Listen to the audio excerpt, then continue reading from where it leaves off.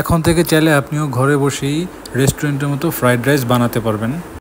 খুব বেসিক কিছু জিনিস দিয়ে আসলে আপনি যে কোনো খাবার বানাতে পারবেন। তো প্রথমে আমরা ডিমটা আর কি ভাজবো ভালো করে, যাতে ফ্রাইড রাইসে এই জিনিসটা পুরোপুরি মিশে যায়। ডিমটা ফাটানোর পর একটু ভালো করে নাড়বেন, তারপর একটু কাঁচামরিচ দিয়ে দিবেন, আরও কিছুক্ষণ কুক করবেন। এরপর যখন একটু ঝুরা ঝুরা হবে এবং বাদামি কালার হবে, তারপরেই রাইসটা দিয়ে দিবেন আস্তে করে।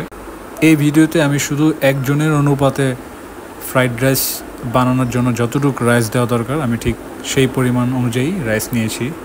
চাইলে আপনারা আপনাদের পরিমাণ মতো ডিম, রাইস এবং আদার্স যে এলিমেন্টগুলো লাগে আপনারা অ্যাড করে নেবেন আর কি।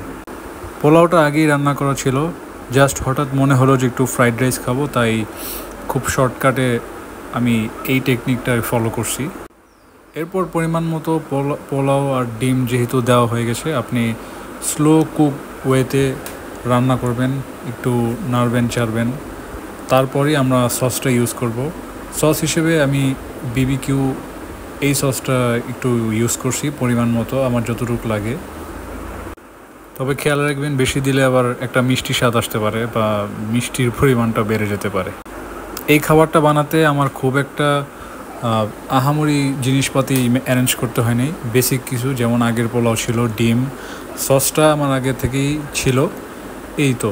আর একটু কাঁচামরিচ দিছি, তেমন কোনো ফ্যান্সি জিনিস না। আর এটা হয়ে গেলেই আমি কাবাবটা আর কি দেখাবো, কাবাবের যে রেসিপিটা, বেসিক জিনিস আর কি, যেটা সবাই আপনারা জানেন, জাস্ট একটু শেয়ার করার কি। এই যে সুন্দর একটা কালার হয় এই বিবিকিউ সসটা দিলে, একটা লালচে কালার হয়, আর টেস্টটাও একটু বাড়ে। টেস্টিং সল্ট আমি প্রায় সময় দিই, আবার বেশিরভাগ সময় অ্যাভয়েড করি। এটা আসলে ইচ্ছার উপর, যদি মনে হয় যে টেস্টিং সল্ট অ্যাড করা দরকার তো দিই, নাহলে দিই না। তো আমার মোটামুটি শর্টকাটে রান্না করা শেষ। এখন কাবাবের পালা। কাবাবেই তো আগেই প্রস্তুত ছিল, এখন আমি জাস্ট গরম তেলে ভেজে রাখবো।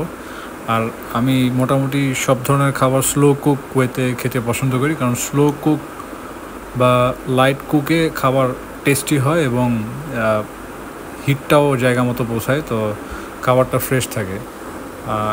আর কাবাবে যখন একটা বাদামি কালার চলে আসবে তখনই চাইলে নামাতে পারেন, এটা কোনো ইস্যু না।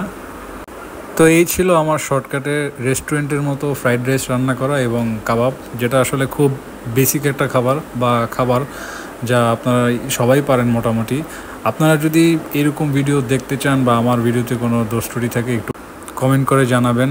আর যদি ভিডিও ভালো লাগে বা আমার চ্যানেলে অন্য কোনো ভিডিও আপনার হেল্পফুল মনে হয়, তাহলে কাইন্ডলি একটু সাবস্ক্রাইব করবেন, কারণ সাবস্ক্রাইব করলে ভিডিও বানানোর একটা এনার্জি পাই আসলে। আল্লাহ হাফেজ।